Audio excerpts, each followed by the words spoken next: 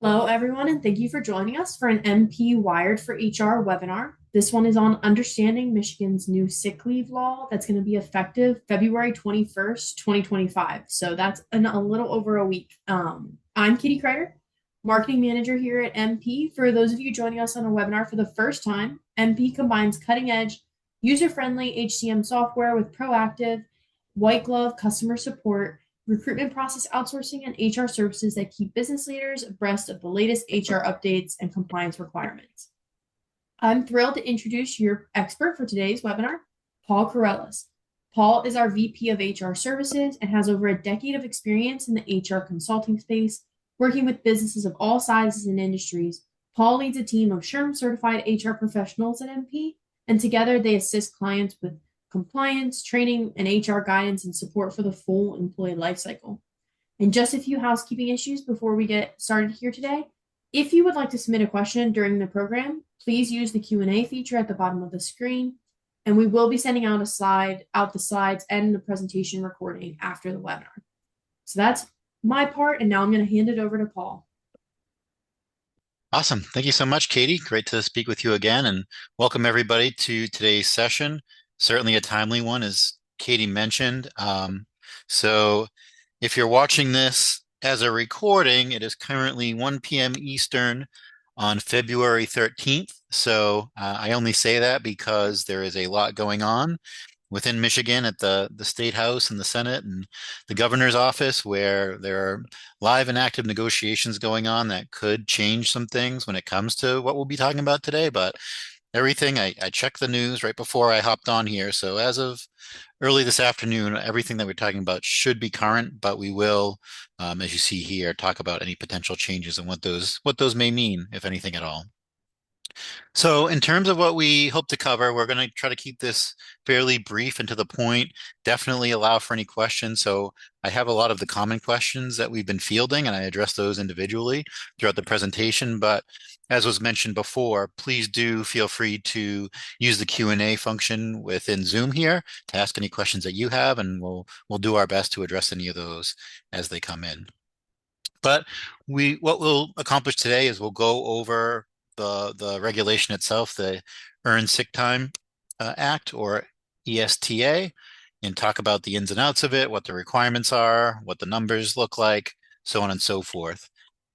One of the trickier provisions, at least to me, when I compare this to other mandatory sick laws that we've dealt with across the country, is just how it works in terms of the definition and what it means to be a small employer versus a large employer.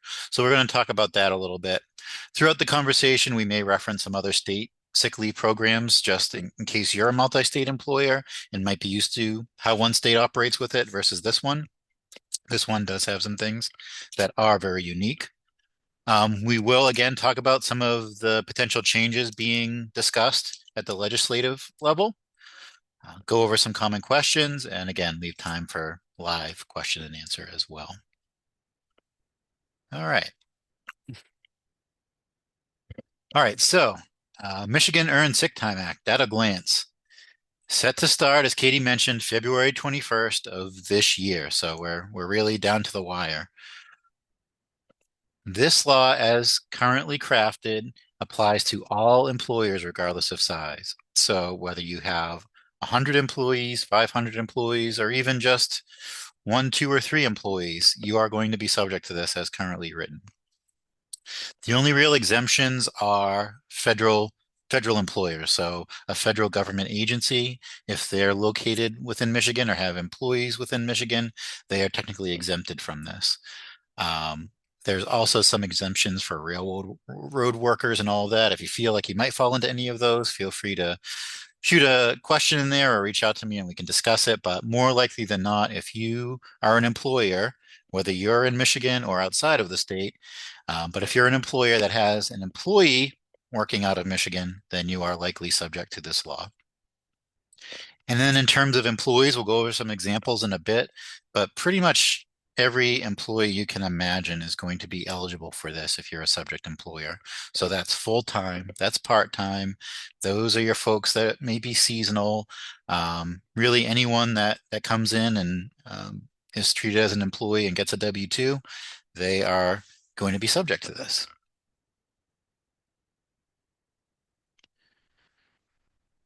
So, what kind of time does this law provide? So, at a minimum, and you can certainly be more generous than this, but at a minimum, the requirement is that employees need to earn 1 hour of earned sick time for every 30 hours worked. So, if I work 30 hours a week, each week I should accrue 1 hour of sick time. If I work 45 hours in a week, I should earn an hour and a half of sick time. You And then in terms of when does that accrual stop, you need to allow employees to accrue at least 72 hours per benefit year. So you can treat that as calendar year. You can have a different benefit year start date. It does have to start by the 21st, at least as of right now. But you have to allow them to accrue at least 72 hours. As I said, we're going to be talking a lot about large and small employers. As currently written, if you're a large employer, all 72 of those hours would need to be paid sick time. If you do qualify under the definition of small employer under this, which we'll talk about in a second, um, those folks need to provide 40 hours of paid sick time, and then the other 32 or more hours that need to be allowed to accrue can be unpaid. So an important distinction there.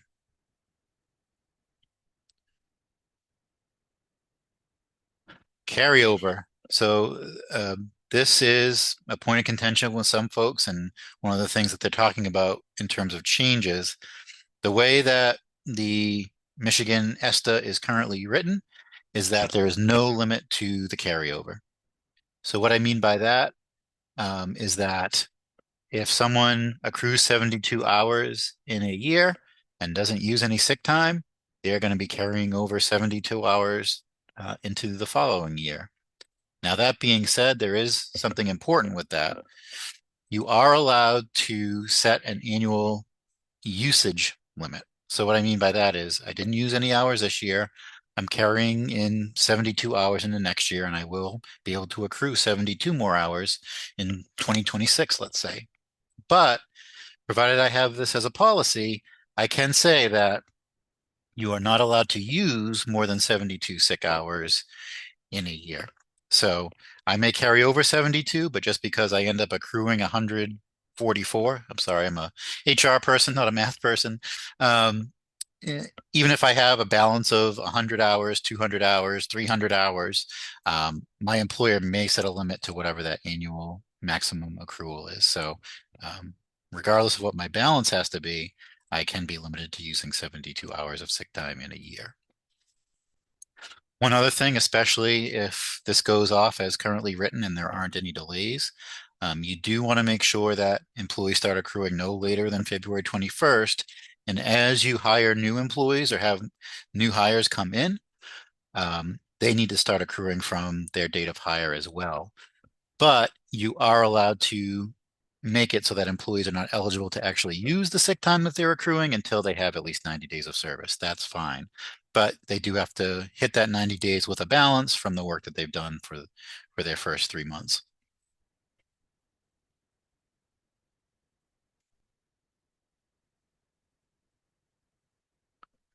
Okay, so there is within the law a specific list, and it's a long one, of what this earned sick time can be used for. I'm just going to kind of read it verbatim. If there are any questions on any of it, feel free to interrupt. I don't like to read directly from the slides as a rule, but I think just for legal purposes, it's good just to kind of be clear about what this time can be used for. So their own or a family member's mental or physical illness, injury, or health condition. Under this, I don't know that I addressed it in the slides, but the definition of family member is fairly broad currently under this law. Some things, like if you're used to federal FMLA, for instance, it's a very specific list that doesn't include things like siblings and all of that. Under this definition of family, it's fairly broad, anyone with a familial relationship, essentially. Medical diagnosis, care, or treatment of a mental or physical illness, injury, or health condition. So having to go to the doctor, go to urgent care, go to the hospital. Preventative medical care. So, hey, I'm going for, a colonoscopy, a mammogram, blood work, any of those types of things, things that are considered preventative. If they give you a heads up and say they have to do that, they can use their earned sick time balance to have that leave time be paid. If your place of business has to be closed because of a public health emergency and the government officially mandates that, whether it's your place in particular because there was an outbreak within your your building, or if it's like a citywide thing or a statewide thing, employees would be allowed to use sick time due to that closure if it's for public health emergency reasons. Same goes if you have an employee who needs to call out because their child's school was closed down because of a public health emergency by a public official. So you're going to take the time for that childcare. Again, because of the public health emergency, it can't be because of snow or something like that. But if it has to do with public health emergency, then earned sick time can be used. Any absence that's due to domestic violence, sexual assault, if they're using time to either seek medical attention for that, or help out a family member who's recovering from one of those things. That includes both physical injury, psychological injury, or some sort of disability caused by domestic violence or sexual assault. They can also use the earned sick time as they're looking to obtain services from a victim services organization, get psychological or other mental health counseling. If they need to seek relocation because of domestic violence or sexual assault, find a new address, go into a group home or a center, they need to be allowed to use sick time for that. Also, if because of the domestic violence or sexual assault, they are needing to meet with an attorney, attend a court hearing, things like that, earned sick time covers that under the Michigan law. And then if they have to go attend a parent-teacher conference or a school meeting because of their child's health or disability, those are covered as well.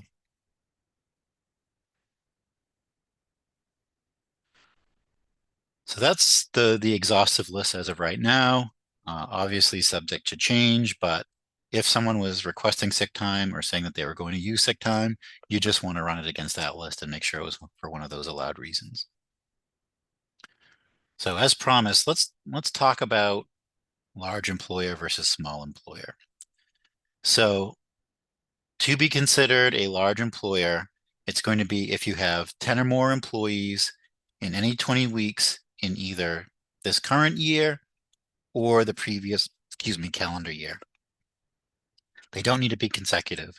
So if you had a 5-week run where you were 10 employees, went back down, and then had, a 15-week run of 10 employees and went back down, you had those 20 weeks in that previous calendar year, you're considered a large employer, and need to, even if you dip back down, drop an employee count, you're kind of locked in until there's been a full calendar year where you didn't have 20 weeks of 10 employees. So again, they don't have to be consecutive. One of the really tricky things with this, and something that I don't recall coming across as we've worked with other mandatory sick laws, is that based on the language in the Act currently, that large employer definition is immediate. So what I mean by that is, let's say you were under 10 employees all of last year, so you're good going into 2025. But at some point, let's say in September, October, you hit 20 weeks of having 10 or more employees. Based on how the law is written, you now need to be considered a large employer, and you're no longer given that grace to have those additional 32 hours be unpaid. So how that should be handled, we're still kind of waiting formal guidance, but definitely in terms of ongoing accruals, if employees have been accruing unpaid sick time after they accrued their first 40 hours, that should probably switch over to paid sick time after that point. Another question that comes up quite often is, how do we count employees? Are we counting employees in all the states or just Michigan, or how does that all work? So it wasn't expressly written in the guidance in the Act itself or the follow-up to date, but in terms of the employment legal folks that I've spoken to and the employment attorneys, their guidance is to count all of your employees in all states. Now, they may not be eligible, only the Michigan folks would be eligible, but in terms of determining your size for purposes of whether or not you're subject and what you're subject to, you should count all of your employees nationwide.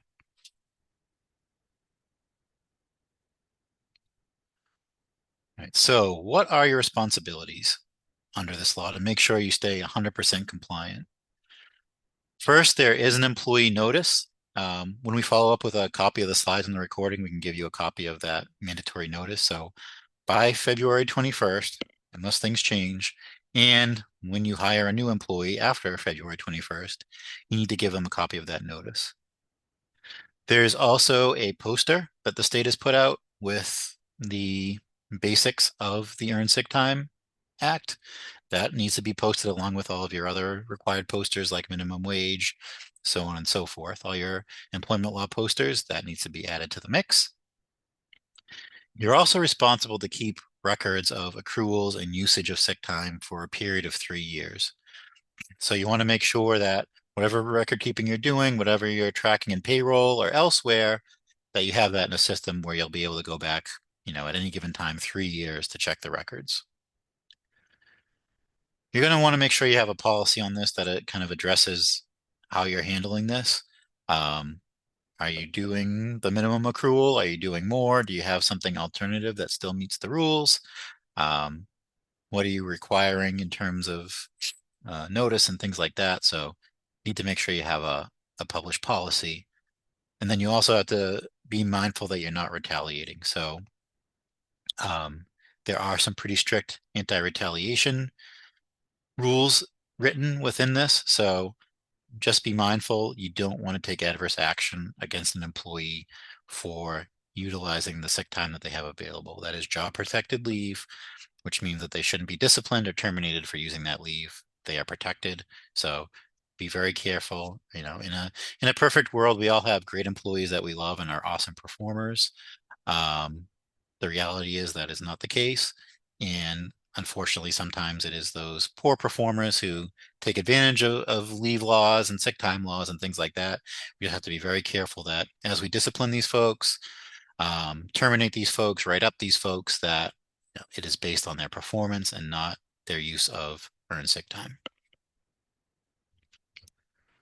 All right, so let's go over some questions before we dig into the ones that are coming in live here. Let's talk about some of the ones we're hearing quite often.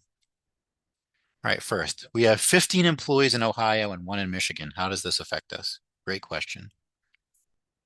So first, because you have 16 employees, you are considered a large employer, but it's only that one employee in Michigan that you have to worry about in terms of accruing the time.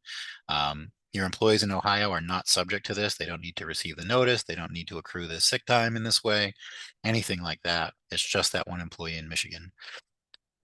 One thing related to this, I don't think that is addressed in our FAQs. This doesn't necessarily mean that you have an office in Michigan. They could be working remotely at home. This could be a sales rep. This could be a customer support rep who never leaves the four walls of their home. Just because you don't have a formal business location there, if the employee and, from the economic realities test, if they're a Michigan employee, because they're working in Michigan, whether that be at an office, at a client or customer location, or within their own home, they would be eligible for this.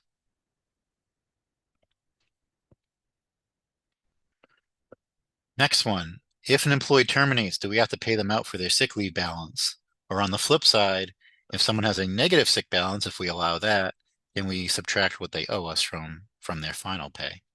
So I've got good news on a couple fronts on this one. So first, you are not required to pay unused sick time at termination. If you have a policy, if you're using one big PTO bucket and you have a certain policy or rules or regulations, you want to be mindful of that and maybe make a change. But if you're simply offering Michigan earned sick time and following the letter of the law, there's no requirement to pay that out when an employee terminates, even if they have a huge balance. If, and you're not required to, but if you do decide to allow an employee to go negative with their sick time, let's say they've accrued 8 hours and they missed 2 days because they have the flu, you let them do that. They have a balance of -8. and then they terminate or they quit, can you subtract that from their final paycheck? So a lot of times, 9 times out of 10, from an HR consulting perspective, we're saying no. Many states do not allow this. But in the official question and answer from the state of Michigan, at least as of today, they said, yes, you can, provided that that subtraction from their final paycheck does not dip their hours that they worked below minimum wage. So as long as when you calculate it all out, they were still above minimum wage, if you need to make a subtraction from the final paycheck, you are allowed to do so for a negative earned sick time balance. So good news there. Happy to have a little bit of good news for the employers on the call here today. This is a good one, and this is another tricky aspect of Michigan earned sick. What if someone ends their employment, quits, laid off, seasonally, ends work, and then comes back? What do we do? So the rule here under this law is that if they're gone for less than 6 months and come back, you need to restore whatever their balance was when they left. So if I had accrued and used and ended up with 48 hours, I was laid off, it was the slow season, and then 3 months later, once winter was over, you brought me back for the spring. It had been less than 6 months, so I need to have those 48 hours when I return. Now, if you're a shorter seasonal business, let's say you're, a skiing place, a skiing hill, and you hire people and they're employed over the winter and they accrue that time and then they leave and they're not coming back around again for 8 or 9 months, you're allowed to start them at zero. So it's really that 6 months, and what that break in service really is that will determine whether or not you need to restore anyone's sick leave balance. And again, another reason to make sure you're pretty meticulous with your record keeping with this.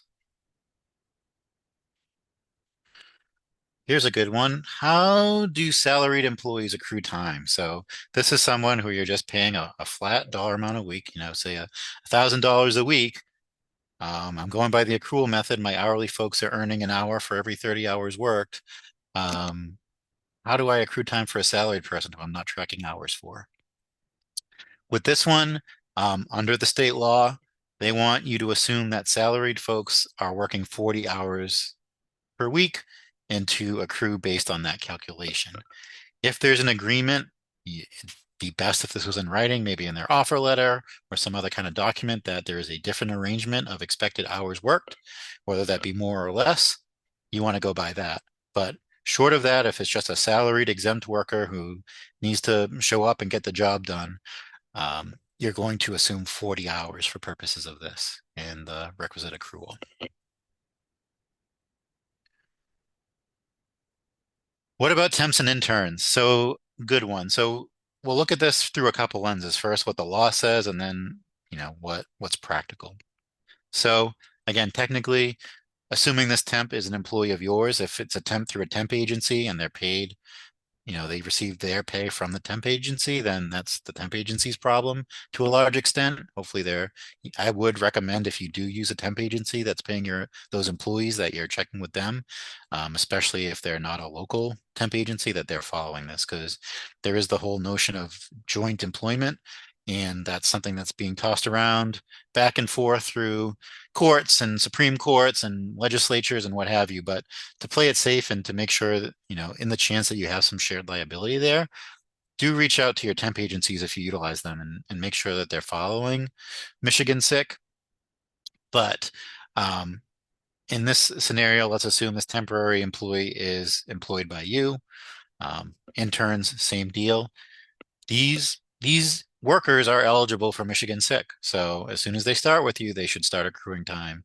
If they're only working 10 hours a week, then they might only be getting a third of an hour of sick time accrued, but they do need to accrue it. I think this is a really good reason to implement within your policy and take advantage of that piece that allows you to restrict usage until 90 days. So if it's a temp that's going to be working for you for less than 3 months, or an intern whose internship will be less than 3 months, yeah, they're going to accrue some time and have a balance when they leave, but they're not going to be able to use it. So for record keeping and compliance purposes, do have them accrue from day one, but you are allowed to restrict them from using it until they've got 90 days of service. Can I just front load time and prorate for mid-year hires? So this has been a really common question, and the first iteration of the act did not address front loading at all. So that was kind of a big mystery. In some guidance that came out recently from the state, they did allow for front loading of time. So if you want to give employees 72 hours at the beginning of the benefit year, you are allowed to do that. What they still haven't addressed, and what I would advise against, is for those people that come aboard mid-year. If you're saying, hey, we're observing this on a calendar year basis, you're starting in June, we're going to give you 36 hours. There is not currently allowance necessarily to do that. That could be risky, that could be dangerous. If you're front loading, I would advise against doing that. That is, and we'll talk about it in a moment, but that is one of the things being discussed at the State House in terms of, can we come up with some plan to formally allow for proration for people who join a company during the course of a benefit year? Can I require doctor's notes? So, this is a point of contention and frankly, a point of frustration for employers. What the law currently says is that only when an absence exceeds 3 shifts is when you can require documentation, some kind of proof. And there are also rules about that documentation. It cannot be required that it goes into any sort of detail in terms of what the medical condition was, but you can require documentation only when an absence exceeds 3 shifts. So be mindful there. Next, I currently offer a PTO program like many employers do. Do I need to now offer sick as well? No, not necessarily. So what you want to do is kind of run your current PTO plan against these rules that we've been talking about, and either make sure that, yes, my current PTO plan accrues at least this much or at least this generously, um, and can be used for these same reasons. If it doesn't, if there are certain aspects of it that don't comply, if you were to treat that as the sick time law, you just want to make sure you modify your policies, whether that be for the uses of the leave or the accrual rate, the carryover, all of those types of things. You need to make sure that it's compliant within the framework of the earned sick time law. If it is, then you're good to go. You just want to, I would just recommend working with, HR to make sure that you update your policy to make it very clear that, hey, our PTO program does meet all the requirements of the Michigan Earned Sick Time Law, and this will, serve as our compliance with that. So just a little blurb about that to reiterate your compliance, and you should be good to go. There is one carve out here that I didn't yet talk about. If you have union employees that are subject to a collective bargaining agreement, the current iteration of the Michigan Earned Sick Time Law does allow that collective bargaining agreement to be observed, even if it provides less time than Michigan Earned Sick, until that collective bargaining agreement expires. So if that is you, I would recommend talking to probably legal counsel to make sure you're good to go. But there are some carve outs for unionized workplaces that you want to make sure you're comfortable with before the 21st. And then what about unlimited PTO plans? So there are some more progressive employers that do offer unlimited PTO to their employees. That's fine. You're compliant with that. You don't necessarily have to offer more time. Couple things here. Again, I would recommend putting some language in your policy just to share that employees can use at least 72 hours for the reasons listed under Michigan Earned Sick. And then I would also, for most employers that have an unlimited PTO plan, there are usually employees that are not eligible for that. Again, your temps, your interns, you might have some part-timers. So you need to think about those folks. What are you going to do? A lot of times what'll happen is they'll have the unlimited PTO for the people that have always been eligible for it. That'll take care of the requirement there. And then for the folks that aren't necessarily eligible for unlimited PTO, those folks will just earn either some other type of PTO or just earn Michigan Sick an hour for every 30 hours worked. All right, so changes are potentially brewing. So this has been a super, super hot topic at the within the Michigan Senate, the Michigan House of Representatives. They each have their own bill drafted up that they've kind of passed. Those bills are not the same, unfortunately. So they are meeting, discussing, negotiating, haven't come to an agreement, at least as of noon today, that I had been able to see. So the discussions are ongoing, but there is a decent chance that there could be some changes. HR best practices perspective, I say continue on, plan for the law to be go active on February 21st, as we've discussed, with those rules and ramifications. Um, but stay tuned. We are going to let you know. We will send something out if there is a change, because there's a chance it could be a pretty significant one. Governor Whitmer is talking about potentially pushing for a delay in this. So she's saying, hey, if we can't come to an agreement, but we feel there is going to be an agreement at some point, and that we do want to make some changes to this. The proposal that I've seen is to delay this to July 1st. So that is a possibility that if they can't come to an agreement and realize that they're not going to get something passed before next week, that they'll delay it to July 1st. But again, that's by no means a guarantee. We could very well see this kick off February 21st. So be prepared. Some of the changes that they're talking about, among other things, and again, this could go any sort of way. They're talking about different exemptions for smaller employers. So some of them are proposing completely exempting folks with fewer than 10 employees, maybe just letting smaller employees offer unpaid sick or a smaller amount of paid sick. But there are different options for employers with 10 or fewer employees, 25 or fewer employees, or under 50 employees. So those are some of the things being discussed and what it would mean. Would they be completely exempt? Would they have to offer less time? Could the time be unpaid? A lot of discussion about that. Also, some discussions about limiting individual legal action. The current version of the Earned Sick Time Act allows employees to individually sue their employers for violating Michigan ESTA. What some of the proposals for amendment include is saying that no, employees can't individually sue their employers.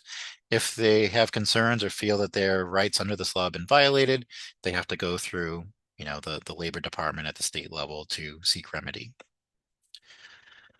As I mentioned before, they're discussing some changes to the front-loading rules, allowing for proration of time.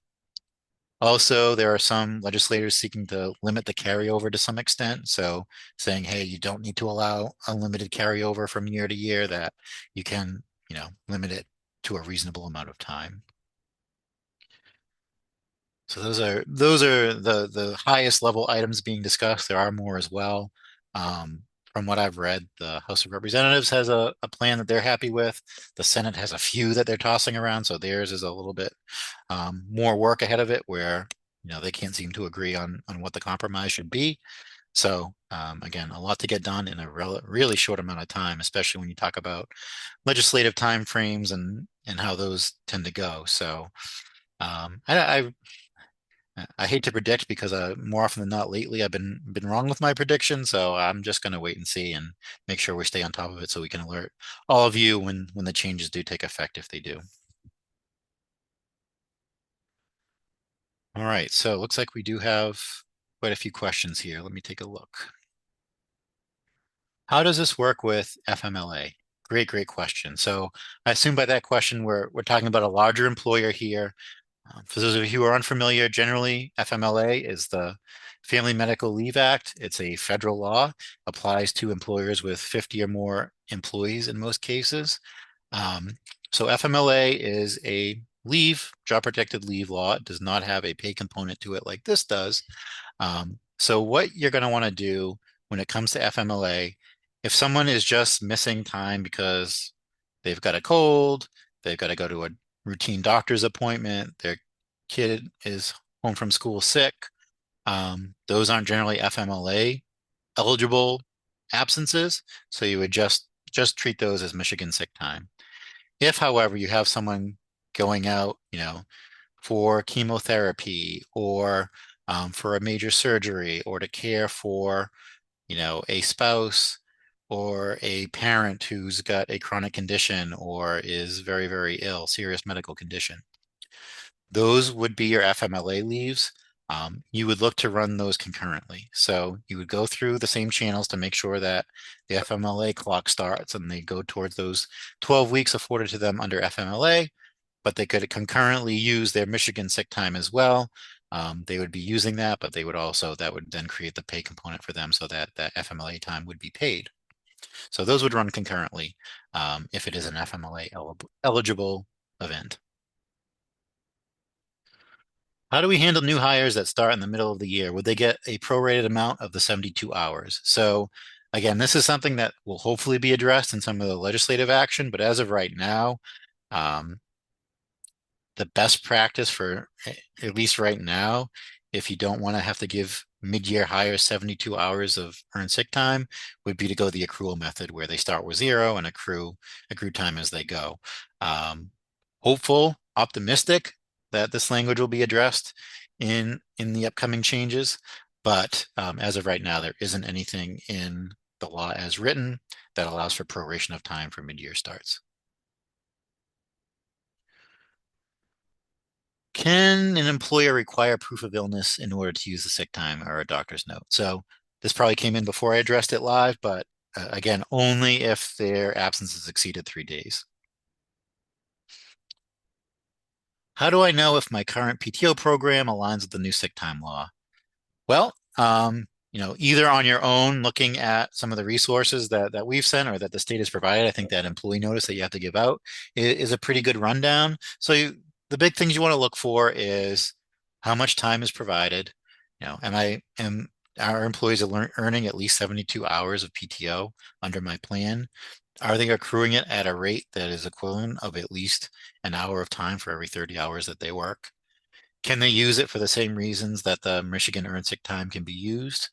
Um, am I doing a use it or lose it, or am I allowing carryover?